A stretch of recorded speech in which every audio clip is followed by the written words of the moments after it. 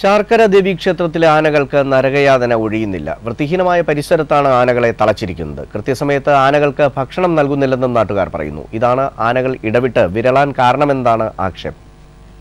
ചിറയൻകീഴ് ശാർക്കര ദേവി ക്ഷേത്രത്തിൽ 2 ആനകളാണുള്ളത്, ആഞ്ജനേയനും ചന്ദ്രശേഖരനും. ഇതിൽ നാട്ടുകാർ പിരിവെടുത്തു വാങ്ങിയ ആനയാണ് ചന്ദ്രശേഖരൻ. ആഞ്ജനേയനെ സ്വകാര്യ വ്യക്തി നടക്കിരുത്തിയതും. ചന്ദ്രശേഖരൻ 2 ദിവസം മുമ്പ് ഇടഞ്ഞോടി ഏറെ നേരം പരിഭ്രാന്തി സൃഷ്ടിച്ചിരുന്നു. ആനകൾ എങ്ങനെ വിരളാതിരിക്കും? ക്ഷേത്രത്തിനടുത്ത് വൃത്തിഹീനമായ തുറസായ സ്ഥലത്താണ് ആനകളെ തളച്ചിരിക്കുന്നത്. ആനപ്പിണ്ടവും ആഹാരാവശിഷ്ടങ്ങളുമൊക്കെ ഇവിടെ തന്നെ കുഴിച്ചു മൂടുന്നു. മഴ പെയ്താൽ ആനകൾക്ക് സ്വസ്ഥതയില്ല. മണ്ണിൽ നിന്നും കൃമികീടങ്ങൾ പൊന്തിവരും. ആനത്തറി വേണമെന്ന് പറഞ്ഞുള്ള ആവശ്യം വർഷങ്ങളായിട്ട് ഇവിടെ ഭക്തജനങ്ങളിൽ നിന്ന് ഉയർന്നു വന്ന ഇതാണ്. ദേവസ്വം ബോർഡ് ഇതുവരെയും കൈക്കൊള്ളാത്ത ഒരു രീതിയാണ് പോകുന്നത്.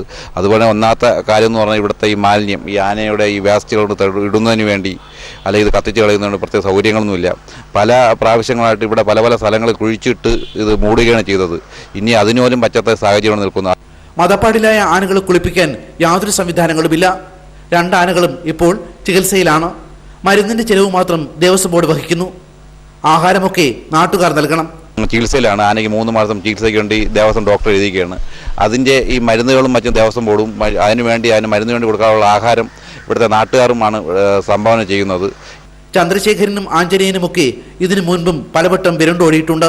വിശപ്പ് സഹിക്കാനാവാതെ 2 ആനകളെയും സുരക്ഷിതമായി പാർപ്പിക്കാൻ ഒരു ആനത്തറി വേണമെന്ന ആവശ്യം ശക്തമായിട്ടും ദേവസ്വം ബോർഡ് അനങ്ങുന്നില്ല. ഈ ഇവിടുത്തെ നാട്ടുകാർ ആനയ്ക്ക് വേണ്ടി ഒരുപാട് കാര്യങ്ങൾ ചെയ്യുമ്പോൾ ദേവസ്വം ബോർഡും കൂടി അത് മുൻകൈ എടുത്ത് ഇതിൻ്റെ വേണ്ടിയുള്ള പ്രവർത്തനങ്ങൾക്കും മറ്റും മുൻകൈ എടുക്കണമെന്നാണ് ഒരു ചന്ദ്രശേഖരൻ്റെയും ആഞ്ജനേയൻ്റെയും ദുരിതങ്ങൾക്ക് അറുതിയില്ല. AC news, Chirayinkeezhu.